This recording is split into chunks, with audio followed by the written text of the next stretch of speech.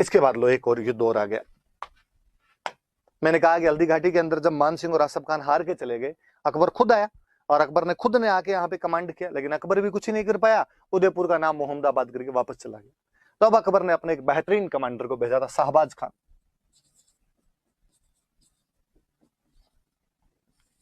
तब प्रताप की राजधानी कुंभलगढ़ हुआ करती थी, इसलिए शाहबाज खान ने कुंभलगढ़ पर अटैक किए थे। वैसे मेवाड़ वालों की इमरजेंसी कैपिटल कौन सी? कुंभलगढ़। इसने 3 अटैक किए थे, याद रखना भाई। ये सीधा सीधा क्वेश्चन पूछा हुआ है कि शाहबाज खान ने कुंभलगढ़ पर कितने आक्रमण किए थे? 3। या शाहबाज खान ने 3 आक्रमण कहां पर किए थे? कुंभलगढ़।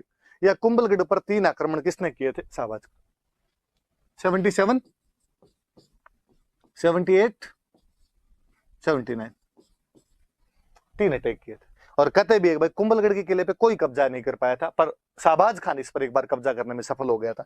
3 अप्रैल 1578 को उसने कुंभलगढ़ पर एक बार कब्जा कर लिया था। प्रताप को यहां से निकलना पड़ा था। प्रताप भान सोनगरा थे, उनको ये किला देके चले गए थे। और वहीं कोल्यारी गांव पड़ता पास, कोल्यारी के पास में एक जगह पड़ती आवरगढ़, और उस आवरगढ़ को अपनी कुछ दिनों के लिए अस्थायी राजधानी बनाई थी। तो कुंभलगढ़ जब छूटा था, जब 3 अप्रैल 1578 को शाहबाज खान कब्जा कर लेता है, उसके बाद कुछ टाइम के लिए उन्होंने आवरगढ़ को अपनी राजधानी बना ली थी।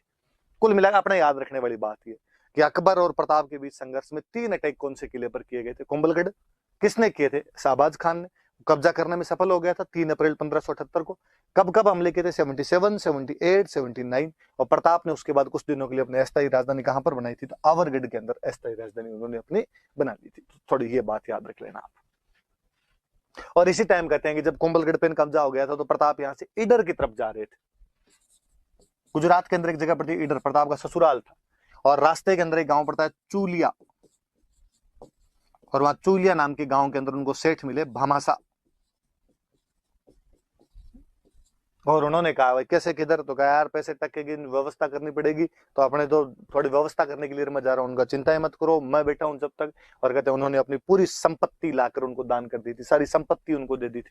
कहते हैं इतने रुपए दिए थे कि 25,000 की फौज 12 साल रह सकती है। कहते हैं कि 25 लाख रुपए नगद कैश और 20 लाख की सोने की अस्परियां लाके दी थी।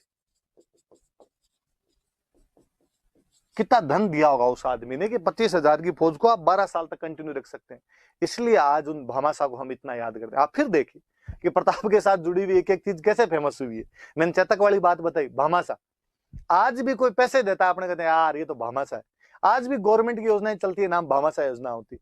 आज भी किसी स्कूल के अंदर जाओ, चंदा देने वाले जितने लोग हैं उनकी लिस्ट लगी हुई, अगर उसमें लिखा होगा ऊपर भामाशाहों की सूची। मतलब एक आदमी प्रताप के साथ जुड़ के कितना फेमस हो गया। तो ये सब चीजें उस प्रताप के व्यक्तित्व में है कि उससे जुड़े हुए तमाम लोग इसी प्रकार हिट हो गए थे। तो भामाशाह, और ये तो केवल भामाशाह ही नहीं, मैं तो हमेशा कहता ही हूँ, भामाशाह और इनके एक भैया और थे ताराचंद, ये दोनों आए थे, दोनों ने अपना पूरा धन लाके वहां पर दिया था। पर वही है जी, कई बार लाइनिया होता है, किसी का नाम हिट होना होता है उनका हो जाता है, और जिनका हिट नहीं होना होता उनका नहीं होता है। वरना ये मुकेश अंबानी और अनिल अंबानी दोनों थे, पर अपने भामाशाह याद हुआ, ताराचंद नहीं हुआ। मुझे कई बार लगता है कि यार अब तो सुनने में बड़ा अजीब सा लगे कि किसी स्कूल के अंदर भामाशाहों की सूची की जगह लिखा हो ताराचंदों की सूची, तो अपने अजीब सा लगता है यार ताराचंद कहाँ से आ गया। पर ये 2 आदमी थे, भामाशाह और ताराचंद। और भामाशाह तो फिर हम कहने लगे कि साहब मेवाड़ का सेवियर है, मेवाड़ का उद्धारक है, रिवाइवर ऑफ मेवाड़ है। रिवाइव किया इन्होंने मेवाड़ को।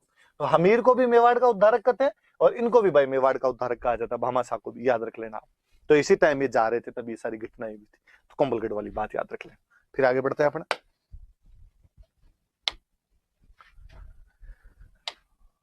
आगे लिखा हुआ एक शेरपुर घटना देखो। जब शाहबाज खान भी यहाँ पे प्रताप को हरा नहीं पाया, प्रताप को अधीनता नहीं स्वीकार कर पाया, प्रताप को मार नहीं पाया, प्रताप को पकड़ नहीं पाया, असफल होकर जब वापस लौटा, और शाहबाज खान के लिए तो और कहते हैं कि शाहबाज खान बेचारा एक बार आया, हमला करके वापस चला गया। दोबारा जब अकबर ने भेजा था, तब अकबर ने क्या की ओर भेजा था कि हार के आ गए तो सिर काट लूंगा। और क्या करते बापड़े, हार के गए थे वापस। अकबर ने कहा ढूंढ रहे तुम्हारे पीछे, पीछे जाके बैठ जाओ कहीं पे। एक बार और भेजा था, और फिर बेचारा वापस चला गया था। फिर वो तो कश्मीर ही चला गया था, शाहबाज खान इधर रहा ही नहीं था अपने। शेरपुर घटना। जब ये बातें हुई तो अकबर ने इस बार एक नए सेनापति भेजे, अब्दुल रहीम खान खाना। छोटी क्लासों के अंदर कभी दोहे पढ़े होंगे, रहीम जी के दोहे। रहीमन धागा प्रेम का मत तोड़ो छिटकाए, टूटे से फिर जुड़े नहीं, जुड़े गांठ पड़ जाए। वो रहीम जी सेनापति बना के भेजेंगे। रहीम जी यार प्रेम व्रेम की बात करने वाले बंदे, कहाँ लड़ाइयां करते घूमे, पर अकबर के ये काम एक बड़ा जोरदार था कि उनके दरबार में कोई भी होगा उन सबको युद्ध लड़ने के लिए जाना पड़े। इवन बीरबल जैसे मजाकिया आदमी को भी युद्ध करने के लिए भेज दिया करते, इस बार इसको भेज दिया, रहीम जी को भेजा गया, रहीम जी आप जाओ। 1580 के आसपास की घटना है। पहाड़ों में कहीं शेरपुर नाम की जगह थी, वहां पर रहीम जी अपने सेना को लिए पड़े हुए थे। जब लंबे लंबे आक्रमणों के लिए जाते तो अपने बीवी बच्चों को साथ में लेके जाया करते थे। तो रहीम जी के बीवी बच्चे आए हुए थे। रहीम जी भले आदमी, बहुत सीधे आदमी थे। रहीम जी ने कहा कौन लड़े अब फालतू। रहीम जी ने अपने कैंप लगाए, प्रताप पर हमले करने बंदी कर दी। डेली अपने शिकार विकार खेल कर वापस आ जाए और थोड़े दिनों में अकबर को चिट्ठी लिख के भेज दे कि हमने प्रताप को पकड़ने के प्रयास किए थे लेकिन प्रताप हाथ नहीं आया। अब यदि अकबर वापस पूछ ले हाथ क्यों नहीं आया, तो रहीम जी वापस पूछ ले कि ये बात तो मान सिंह, आसफ खान, शाहबाज खान और तुम चारों खुद आगे गए हो, तो आपस में मिलजुल के मुझे भी बता दो क्यों हाथ नहीं आया, तो मैं तुम्हें बता दूंगा। तो अकबर कहता कोई नहीं, वेल ट्राई, इस बार वापस अपने लगे रहो, पकड़ के लेना है। इधर प्रताप को पता चला, प्रताप ने पूछा आजकल क्या हुआ, मुगलों की तरफ से अटैक वटैक क्यों नहीं बंद हो गए। और लोगों ने कहा कि साहब आजकल वो रहीम जी आए हैं, रहीम जी अटैक ही नहीं कर। प्रताप ने कहा ठीक है तो अपने छोड़ो। प्रताप पहाड़ों से निकल के थोड़ा समतल भूमि के अंदर आ गया, अपनी सेना वेना में घायल सैनिक थे उनकी इलाज विलाज करवाना शुरू किया, अनाज वनाज इकट्ठा करना शुरू किया, आगे जब भी होगा तब देखेंगे। और ऐसे कहते हैं प्रताप का जो बेटा था अमर सिंह, अमर सिंह को एक दिन मॉर्निंग वॉक के लिए गया होगा, घूमने के लिए गया हुआ था, और उसने देखा कि यार मुगलों वाले जो कैंप है वो थोड़े सुनने से पड़े। वो पास में गया और उसने जाके आवाज लगाई, भाई रहीम जी। अंदर से महिलाओं की आवाज आई कि रहीम जी यहां पर नहीं है। कहां गए, तो शिकार खेलने के लिए गए। और कोई पुरुष होगा उसको भेज दो, मुझे बातचीत करनी है। कोई पुरुष नहीं है, सब शिकार खेलने के लिए गए हैं। अमर सिंह का सच्ची, तुम आ जाओ सारी की सारी। और कहते हैं अमर सिंह उन सबको गिरफ्तार कर लेता है और गिरफ्तार करके उनको लेके आ जाता है। वो महिलाएं बेचारी डरी हुई उसके पीछे पीछे चली हुई आए अमर सिंह के। प्रताप सामने खड़ा खड़ा देख, प्रताप ने कहा जैसे वो पास मेरे, कौन है, कहां से लाया है। उसने कहा पापा आप छोड़ो, आपके काम की बात नहीं है, मैं देख लूंगा इनको। प्रताप ने बेचारा बदतमीज, बता है कौन, क्या है। उसने कहा और रहीम जी शिकार करने के लिए बाहर गए हुए थे। तो मैं कर लाया शिकार तो। और जैसे ही प्रताप को इस बात का पता चला, कहते प्रताप ने अमर सिंह के थप्पड़ मारा, उन महिलाओं को कहा कि तुम्हें डरने की कोई आवश्यकता नहीं है, तुम मेरी बहन बेटियों की जैसी हो। उनको आराम से रखा वहां पे, रहीम जी के पास वापस भेजा, वापस लेटर लिख के भेजा कि रहीम जी गलती हुई, आइंदा से ऐसा नहीं होगा। वो महिलाएं जब लौट के गई उन्होंने बताया जाके कि प्रताप ने इतना अच्छा बिहेव किया हमारे साथ में, रहीम जी बड़े राजी हुए। और कहते रहीम जी ने तब कहा था कि धर रसी धर्म रसी खपजासी खुरसान, कि एक दिन जो खुरासान के मुगल आए हुए ये एक दिन सब समाप्त हो जाएंगे, लेकिन राणा तुम्हारी धरती और तुम्हारा जो धर्म है ये हमेशा बना रहेगा। यार कोई आदमी दुश्मन की आई हुई महिलाओं को वापस भेज दे, नैतिक रूप से कितना श्रेष्ठ मनुष्य रहा होगा वो। ऐसे उदाहरण बहुत कम मिलते हैं, वरना उस समय दुश्मन की बहू बेटियों को उठाकर लाना और आपस में बांट लिया करना सामान्य सी बातें हुआ करती थी। पर यदि कोई नहीं करता है, कितना महानतम महानतम चरित्र का आदमी रहा होगा वो। प्रताप इसलिए प्रातस्मरणीय हो जाता है कि उसमें ये दूसरे गुण इतने ज्यादा है, पर हमारे इतिहासकारों ने उसके साथ में इतना वो षड्यंत्र रचा है कि केवल एक योद्धा की छवि बना के छोड़ दी गई, जबकि वो एक मल्टी डायमेंशनल पर्सनालिटी बंदा है। उसके इतने आयाम खुलते हैं व्यक्तित्व के कि आप सोच ही नहीं सकते कि वो सेक्युलर है, वो जो अनटचेबिलिटी कहीं ना कहीं उसको दूर कर रहा है, वो महिलाओं के प्रति अच्छी भावना रखता है, वो राष्ट्रवाद की भावनाएं जगाता है, वो एक सेल्फ रेस्पेक्ट वाला बंदा है, वो एक योद्धा है। सब अब भामाशाह जैन है, वो उसके साथ युद्ध में लड़ रहे हैं। हल्दी घाटी वाले युद्ध में भामाशाह लड़े थे। अलग अलग समाज के, समुदाय के, संप्रदाय के लोगों को अपने साथ में जोड़ रहा है, वो संगठन बनाना जानता है वो आदमी। तो कहते हैं अमर सिंह उन बेगमों को बाद में वापस, अमर सिंह जिन बेगमों को लेके आ गए थे, प्रताप ने उनको वापस पहुंचाया था। ये शेरपुर वाली घटना है, थोड़ी सी याद रख लेना बस घटना। आप आगे बढ़ते हैं। देखो वापस अकबर को पता चला कि रहीम जी के साथ ये मैटर हुआ। अकबर ने रहीम जी का, रहीम जी वापस आ जाओ, प्रताप को क्या संभालोगे, लुगाई नहीं संभल रही है। और इस बार एक नया सेनापति भेजा गया। अकबर के खुद के अंकल थे सुल्तान खान, इस बार सुल्तान खान को भेजा कि आप जाओ और आप जाके प्रताप को पकड़ के लो। सुल्तान खान बड़े शानदार सेनापति थे। सुल्तान खान ने यहां पर आते कहते चौकियां बनाई। मुगलों की 4 चौकियां हुआ करती थी यहाँ पे। एक डूंगरपुर की तरफ एक चौकी हुआ करती थी देवल, एक उदयपुर की तरफ एक चौकी हुआ करती थी देबारी, पाली की तरफ एक चौकी हुआ करती थी देसुरी, और अपने राजसमंद अजमेर की तरफ एक चौकी हुआ करती थी दिवेर। इनमें सबसे मुख्य चौकी ये थी, मुख्य कैंप ये था, दिवेर वाला कैंप था। यहाँ पे मुगलों का पहरा सबसे कड़ा था और चारों तरफ से घेर के, चारों तरफ चारों कोणों के अंदर बनाई, प्रताप को इसे बाहर नहीं निकलने देंगे अपने। और प्रताप पहाड़ों के अंदर जाके बैठ गया तो मुगल सेना को और कॉन्फिडेंस बढ़ा कि अरे यार डर गया इस बार तो अंदर जाके बैठ गया यार, कब तक अंदर बैठा रहेगा, एक दिन तो अपने यहाँ से हम बाहर निकलना ही पड़ेगा अनाज पानी के लिए, और अपने पकड़ लेंगे या उसको मार देंगे या संधि करवा लेंगे या पकड़ के ले जाएंगे उसको। और प्रताप चुपचाप एकदम देख रहा था क्या करना है क्या नहीं करना है। और 1582 में एक दिन अचानक अपने बहुत थोड़े से सैनिकों के साथ प्रताप सर्जिकल स्ट्राइक करता है। उस दिवेर नाम की जगह पर एक बेहतरीन युद्ध लड़ा गया। हल्दी घाटी के 6 साल बाद में वहां दिवेर में सुल्तान खान के खिलाफ इस बार वापस प्रताप की एक छोटी सी टुकड़ी वहां पर अचानक औचक हमला करती है उनके ऊपर।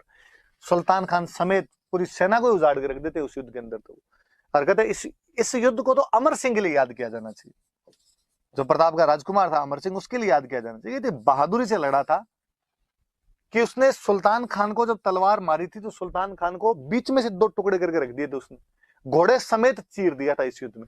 तो युद्ध अमर सिंह की बहादुरी का युद्ध है। इसमें मुगल सेनानायक तक को मार दिया गया था, और मुगलों का जो सेनानायक था वो कौन था? सुल्तान खान।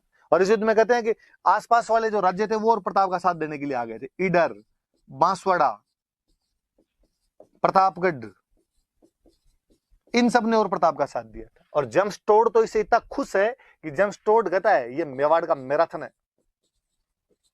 तो याद रखना कि जेम्स टोड ने हल्दी घाटी को कहा था मेवाड़ की थर्मोपोली, और इस युद्ध को वो कहता है मेवाड़ का मैराथन। मेवाड़ का मैराथन है ये युद्ध तो अपने आप के अंदर। मैं अभी बताऊंगा थर्मोपोली और क्या है। पर देखो 4 चीजें। एक तो इस युद्ध में प्रताप जीत गया, एक ये कि अमर सिंह ने इसमें मुगल सेनापति सुल्तान खान को मार दिया था, एक ये कि आसपास वाली सारी रियासतें प्रताप का साथ देने के लिए आई थी, और जेम्स टोड इसको कहता है मेवाड़ का मैराथन।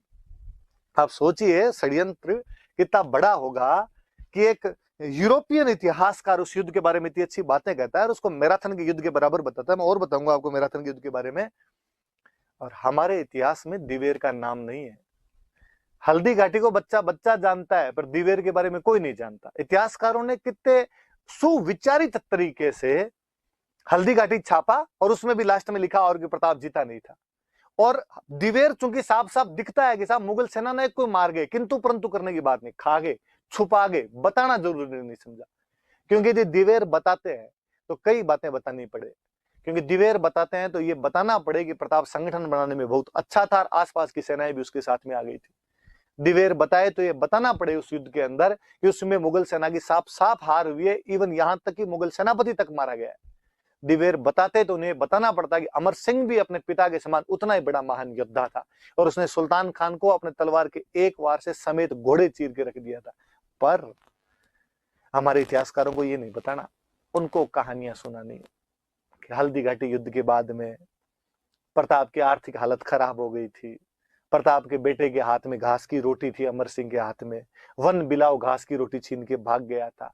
और वो जो कविताएं, वो कहानियां जो इतिहास में पढ़ाई जाती है, हरे घास री रोटी ही जब बन बिलावड़ो ले भाग्यो, छोटो सो राजकंवर रहो राणारो सुत्यो दुख जाग्यो, वो कविता है। हम कन्हैयालाल सेठिया के लाख लाख आभारी हैं, उनको कोटि कोटि धन्यवाद कि उन्होंने एक महानतम कविता के जरिए जन जन की वाणी तक प्रताप की संघर्ष की गाथाएं या प्रताप की कहानियां पहुंचाई। परंतु तो इतिहास नहीं है। जहां ना पहुंचे कवि, जहां ना पहुंचे रवि वहां पहुंचे कवि। कवि एग्जेजरेशन करता है, अतिशयोक्ति करता है, एग्जेजरेट करके चीजों को एक अलग लेवल पर लेके जाता है, परंतु हिस्ट्री नहीं है वहां पर। और लोग उसको हिस्ट्री और मानते हैं। और फिर जब लोग कहते हैं कि 1576 के बाद प्रताप की आर्थिक हालत खराब हो गई, अमर सिंह एक दिन घास की रोटी खा रहा था और उसके हाथ से वन बिलाव छीन के भाग गया, मुझे और बड़ा अजीब सा लगता है कि यार अमर सिंह का जन्म 1559 में हो गया था। मैंने और बताया था कि 1559 में अमर सिंह के जन्म के समय ही उदयपुर की स्थापना की, क्योंकि उस समय उदय सिंह जी एकलिंग जी की धोख लगाने के लिए गए हुए थे। यार 17 साल का था वो हल्दी घाटी युद्ध के समय, और तुम कहते हो 17 साल के एक लड़के के हाथ से और वन बिलाव रोटी छीन के भाग गया था। यहाँ पुरानी कहावतों के अंदर कहावा है, 8 वर्षरो कुकर जिए 13 वर्षरो जिए सियार, बरस 18 छत्री जीवा आगे जीवन को धिक्कार। कि क्षत्रिय 18 साल तक ही जीता, उसके बाद जिए तो धिक्कार है उसको, उससे पहले लड़के मर जाया करते थे। और तुम कहते हो 17 साल के योद्धा के हाथ से वन बिलाव रोटी छीन के भाग गया था। पर है जी, कहानियां इन लोगों ने गढ़ी, अपने उन कहानियों को पढ़ते हैं। दिवेर याद किया जाना चाहिए, दिवेर की जयंतियां मनाई जानी चाहिए, दिवेर बताया जाना चाहिए कि किस प्रकार एक राजा ने इतने बड़े शक्तिशाली सम्राट को सर्जिकल स्ट्राइक करके हरा दिया था, पूरी सेना को तितर बितर करके वहां से फेंक दिया था। तो द्विवेर याद रखना। अब लो मैं इस मैराथन वाली बात पे आता हूँ, ये थोड़ा बताता हूँ आपको। दो चीजें, एक युद्ध के लिए जमस्टोड कहता है मेवाड़ का मैराथन, एक युद्ध के लिए जमस्टोड कहता है मेवाड़ की थर्मोपोली। वापस बात सुनना, ईरान एक देश है अपने, पर्सिया बोलते थे इस टाइम इसको, फारस। यहां पर एक राजा हुआ था डेरियस, अपने हिंदी की किताबें लिखती है इसको दारा। अपने हिंदी वालों ने बड़े अन्याय किए हैं जी कई, अलेक्जेंडर को बापड़े को बना दिया सिकंदर, डेरियस को बना दिया दारा, तो ऐसे कोई नाम बना देते हैं अपने वाले। तो तेमुचिन को बना दिया चंगेज खान, तो कुछ ही कर लेते हैं। तो डेरियस जो था उसका नाम अपने दारा लिखते हैं। कहते हैं डेरियस ने 490 बीसी में यूनान पर हमला किया। यूनान जिसको आजकल अपने कहते हैं ग्रीस, यहां पर हमला किया। यूनान में कई छोटे छोटे स्टेट थे, एक स्टेट का नाम था एथेंस, एक स्टेट का नाम था स्पार्टा। एथेंस पर वो हमला करता है 490 बीसी में, मैराथन के मैदान में। मैराथन जगह का नाम है, वहां पे एटिका प्रांत के थोड़ी सी पास में एक जगह पड़ती है मैराथन, वहां पर एथेंस पर वो हमला करता है, एक बड़ी सेना लेके हमला करता है। एथेंस वालों को लगा कि यार अकेले पार नहीं पड़ेगी, इसलिए एथेंस वालों ने स्पार्टा वालों को भी बुलाया। और मैं बताऊं एथेंस स्पार्टा की बात, एथेंस वो राज्य जो पढ़ाई लिखाई में ध्यान देता था। दुनिया के महानतम महानतम जो फिलोसोफर हुए, सोक्रेटिस, प्लेटो, अरिस्टोटल, सुकरात, अरस्तु, प्लेटो, ये जो हुए ये सारे के सारे एथेंस के हुए। पढ़ाई में बहुत अच्छे थे, स्पार्टा वाले लड़ना जानते थे, केवल स्पार्टन्स लड़ाई में बहुत अच्छे थे। एथेंस वालों ने एक अपना बंदा भेजा, एक बंदा था फिसिपिडीज, फिसिपिडीज नाम करके बंदा था। इसको कहा कि तू जा और जाके स्पार्टा वालों का, स्पार्टा वालों हमारी सहायता करने के लिए आओ, मैराथन के मैदान में हम पर्सिया के खिलाफ लड़ रहे हैं। कहते हैं बरसात का समय था, घोड़े चल नहीं सकते थे, इसलिए फिसिपिडीज दौड़ के जाता है, दौड़ लगाता है। और कहते हैं कि उसने 48 घंटों के अंदर कम से कम कोई 150 मील की यात्रा तय कर दी थी, इतना तेज वो दौड़ के गया था। और वो वहां पे पहुंचा और उसने जाके स्पार्टा वालों को कहा कि स्पार्टन्स, मैराथन के मैदान में हमारा युद्ध चल रहा है, आप हमारा साथ देने के लिए आओ। लेकिन हालांकि स्पार्टन्स नहीं गए साथ देने के लिए, उन्होंने मना कर दिया। एथेंस अकेला लड़ा, अपनी छोटी सी टुकड़ी के दम पर डेरियस की एक बड़ी सेना को हरा देता है। मिल्टिडियाज सेनापति हुआ करता था इनका। मिल्टिडियाज लड़ा था इधर से और उन्होंने डेरियस को हरा कर यहां से भगा दिया था वापस। जमस्टोड कहता है जिस प्रकार एथेंस की एक छोटी सी टुकड़ी ने उस मैराथन के मैदान में एक बाहुबली सम्राट डेरियस की सेना को वापस भगा दिया था, कुछ उसी प्रकार प्रताप की एक बहुत छोटी सी टुकड़ी ने दिवेर के उस मैदान के अंदर सुल्तान खान की एक बड़ी सेना को हरा दिया था, मुगल बादशाह अकबर की एक बड़ी सेना को हरा दिया था। वो कहता दिवेर मेवाड़ का मैराथन है। फिसिपिडीज दौड़ के गया था, मैराथन के युद्ध में बुलाने के लिए गया था, लंबी दूरी तय की थी मैराथन के युद्ध में एथेंस स्पार्टा वालों को बुलाने के लिए। इसलिए आज भी हम लंबी दौड़ जितनी भी होती है उन सबको हम मैराथन की दौड़ कहते हैं। कहते हैं डेरियस की इस हार का बदला लेने के लिए इसके ठीक 10 साल बाद 480 बीसी में उसके बेटे जरक्सीज ने वापस हमला किया। इस बार थर्मोपोली वाली जगह पे लड़ाई हुई, थर्मोपोली भी वहां पर एक जगह का नाम है, वहां पर लड़ाई हुई। इस बार एथेंस और स्पार्टा मिलकर लड़े थे, जरक्सीज की एक बहुत बड़ी सेना थी। और इस बार जो सेनापति था वो स्पार्टा वालों की तरफ से एक सेनापति गया था, लियोनिडास नाम का एक सेनापति गया था। और कहते हैं सेना हालांकि वैसे 10,000 की थी, पर स्पार्टन्स उसमें 300 ही थे। और ये 300 स्पार्टन्स क्या जीत जान से लड़े होंगे। यदि आपने हॉलीवुड की मूवी 300 देखी है तो और आप ढंग से देखोगे, ये जीत जान मतलब प्राणों की अंतिम बाजी लगा दी थी अपने देश को बचाने के लिए। जमस्टोड कहता है जिस प्रकार उस थर्मोपोली के मैदान के अंदर मात्र कुछ थोड़े से लोगों ने अपने देश को बचाने के लिए जी जान लगा दिया था, उसी प्रकार हल्दी घाटी के मैदान में उन मेवाड़ के योद्धाओं ने अकबर जैसे एक बड़े सम्राट की सेना को हराने के लिए अपना सर्वस्व त्याग कर दिया था। इसलिए वो कहता है हल्दी घाटी मेवाड़ की थर्मोपोली है, वो कहता है दिवेर मेवाड़ का मैराथन। तो ये बात याद रख लेना भाई। तो आप 300 मूवी देखोगे तो उसके अंदर आप चीजें और देख लोगे, तो आपको कि ये थर्मोपोली और इनको ये क्यों कहा जाता है, तो उसके पीछे रीजन ये। अपने किसी राजस्थानी कवि का एक अच्छा सा दुआ है कि दोहरा घाट्या ताल रो अंटी लो इतिहास, गांव गांव थर्मोपोली घर घर लियोनिडास। कि हमारे राजस्थान का तो इतिहास ही अजीब है। जमस्टोड कह के गया था कि यहाँ के गांव गांव में थर्मोपोलियां हैं, घर घर में लियोनिडास हुए हैं। उसने कहा हमारे तो एक थर्मोपोली और एक लियोनिडास है। इनके हर गांव में थर्मोपोली जैसे युद्ध में, हर घर में लियोनिडास जैसे डाकी पैदा हो गए। कितनी तारीफें की उसने, एक बाहर का आदमी इतनी बातें बता के गया, लगा होगा उसको कुछ तभी बता के गया वो इन चीजों को। तो ये बातें याद रख लेना, लिखना मत भले, पर दिमाग में रहनी चाहिए, अपने कोई पूछ ले अपने से। और आगे बढ़ते हैं, देखो आगे देखो, कहते हैं अकबर ने फिर ट्राई की, इस बार वापस 1585 में मान सिंह के अंकल हुआ करते थे जगन्नाथ कछवाहा, जगन्नाथ कछवाहा को अटैक करने के लिए भेजा कि जगन्नाथ तुम जाओ और तुम अटैक करके आओ, लेकिन जगन्नाथ कछवाहा को भी सफलता नहीं मिली, ये भी वापस चला गया था। और फिर आपने तो वापस जाते थे, भीलवाड़ा में डेथ ही हो गई थी मांडल के अंदर, तो वहां मांडल में छतरी और बनी हुई जगन्नाथ कछवाहा की। तो 1585 में अटैक हुआ था। याद रखने वाली बात यह है कि ये अंतिम आक्रमण है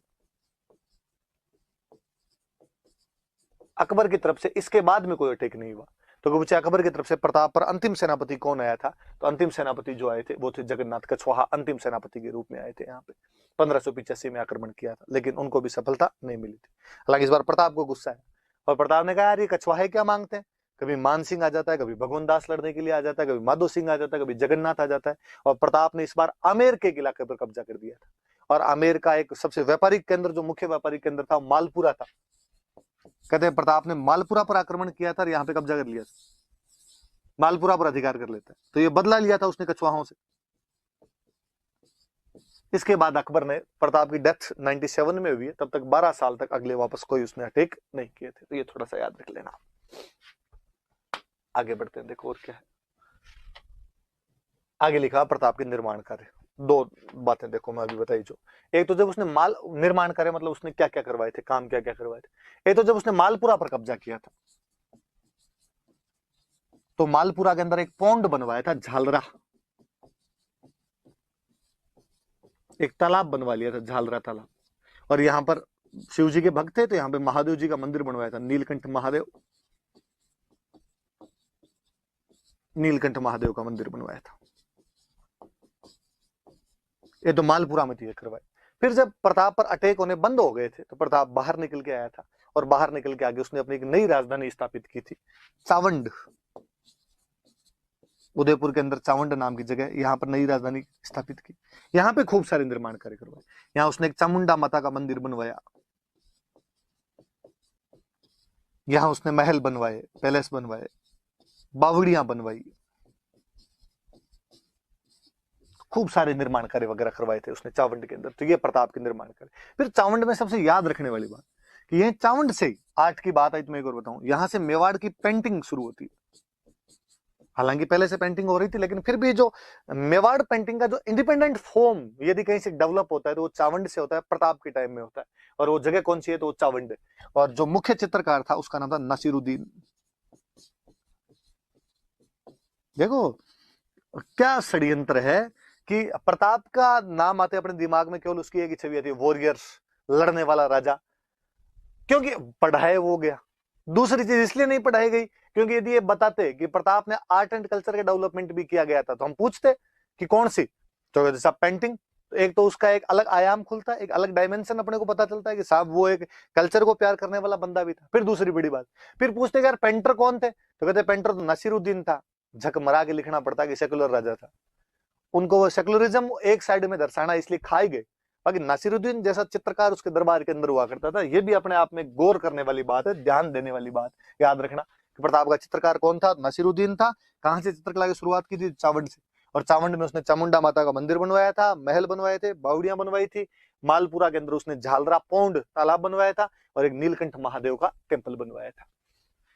और पढ़ते हैं देखो, और जब कहते हैं प्रताप या उसने शांति काल के अंदर ही बिताए थे, अपने 12 साल शांति काल के अंदर ही बिताए थे। मतलब एवन वो कितना महान राजा रहा होगा। कहते हैं कि उसने वे सैनिक जो शहीद हो गए थे उनके परिवार वालों के पुनर्वास की व्यवस्था की थी। जो आज जो आप पढ़ते हो ना कि शहीदों के परिवारों को प्लॉट मिला, शहीद के परिवार को पेट्रोल पंप मिला, ये उस टाइम प्रताप कर रहा था। ये सब बातें वीर गति में जितने प्राप्त हुए उनके बच्चों का मैं ध्यान रखूंगा।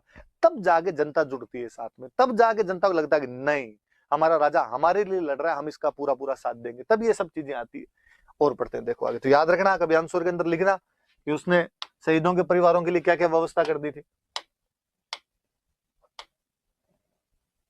आगे आगे लिखा हुआ है उसके दरबार में विद्वान कौन कौन थे, थोड़े पढ़ लेते हैं देखो। फिर इस बार मेंस में क्वेश्चन था, जैसे एक विद्वान थे इसके दरबार में, चक्रपाणि मिश्र।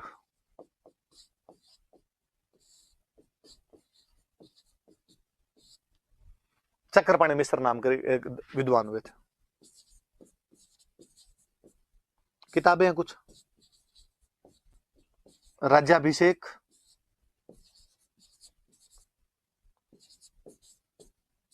मुहूर्त माला और विश्व वल्लभ।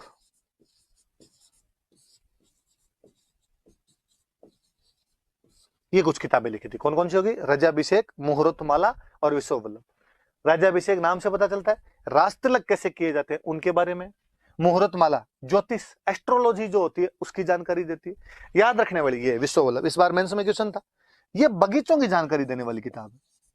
हॉर्टिकल्चर, उद्यान विज्ञान, हॉर्टिकल्चर की जानकारी जिस बुक से मिलती है विश्व वल्लभ है।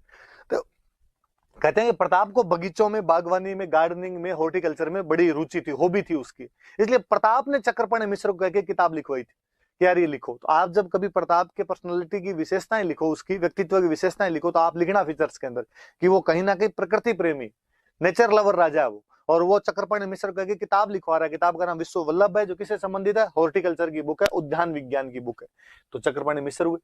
तो इस बार मेंस में पूछा था इसलिए मुझे याद आ गया। फिर एक राइटर है हेमरत्न सूरी,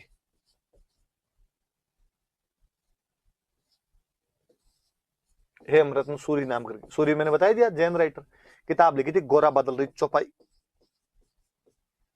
अब गोरा बादल अपने पहले वीडियो में पढ़ चुके थे, बार पहले पढ़ा था गोरा बादल के बारे में, देख लो। तो गोरा बादल वाली बात है 1303 की, याद अभी तक रखी जा रही। और ये तो और मुझे बड़ा जोरदार लगता है कि प्रताप ने हेमरतन जी को कहा कि हेमरतन जी यार, गोरा बादल अपने मेवाड़ के बेहतरीन सेनापति हुए हैं, उन पे बुक लिखो। उनका साहब लिख देंगे। पद्मिनी पे भी लिखी थी उन्होंने, पद्मिनी चौपाई भी लिखी थी।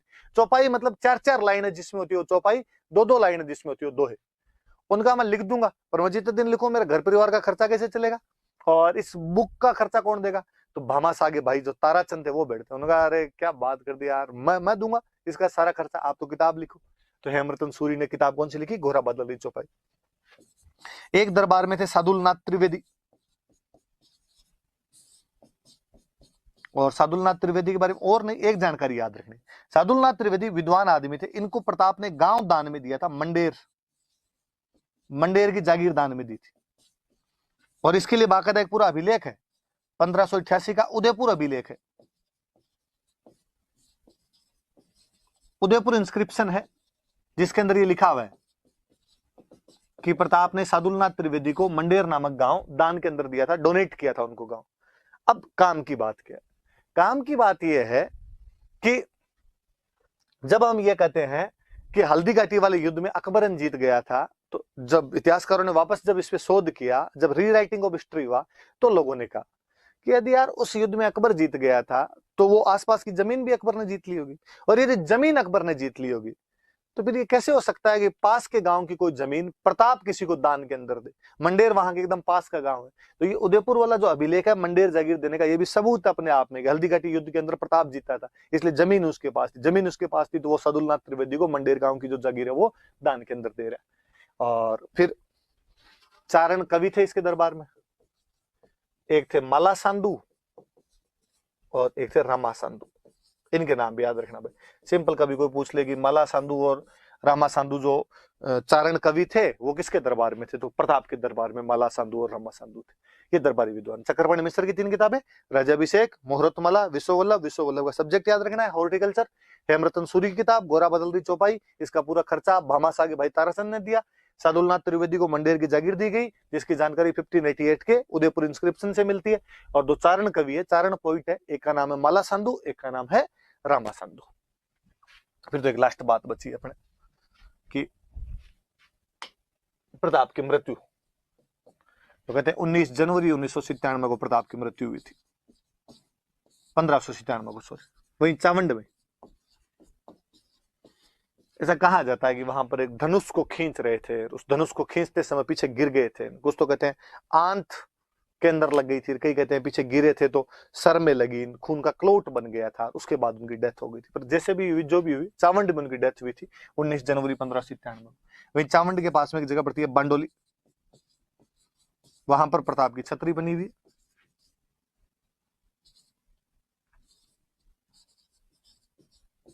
वहां पर प्रताप की छतरी, 8 पिलर्स, 8 खंबे हैं उस छतरी में। इतिहासकार कहते हैं कि प्रताप ने अपनी मृत्यु से पहले मेवाड़ के वो इलाके जो अकबर ने कब्जे कर लिए थे वापस छीन लिए थे। केवल 2 किले नहीं ले पाया था वो। ये तो चित्तौड़ का किला वापस नहीं जीत पाए थे, एक मांडलगढ़ वाला किला वापस नहीं जीत पाए थे। इन 2 को छोड़ के संपूर्ण मेवाड़ उसने वापस जीत लिया था। तो ये 2 याद रखना कि कौन से 2 किले वापस नहीं ले पाए थे, चित्तौड़ और मांडलगढ़। कहते हैं अकबर के दरबार में कवि हुआ करते थे दुर्सा आढ़ा, आगे और पढ़ेंगे हम दुर्सा आढ़ा के बारे में। और जब अकबर के पास में मैसेज पहुंचा कि साहब राणा प्रताप की डेथ हो गई है, तो अकबर का मुंह उतर गया ऐसे। लोगों ने कहा ये कैसे हुआ? और जो अकबर को तो खुश होना चाहिए कि उसका एक दुश्मन मरा है, लेकिन इसका तो मुंह ही उतर गया अपने आप के अंदर। तो दुर्सा आडा थे, उन्होंने एक दोहा बोला था उस टाइम कि गहलो तो राण जीत गयो, दसन मुंद रसना डसी, निसास मूक भरिया नयन तो मृत सा प्रताप सिंह। कि है गहलोत राजा प्रताप सिंह, आज तुम जीत गए।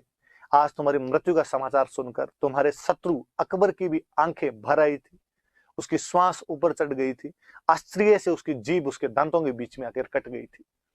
और दुर्सा आडा खूब तारीफें करते हैं प्रताप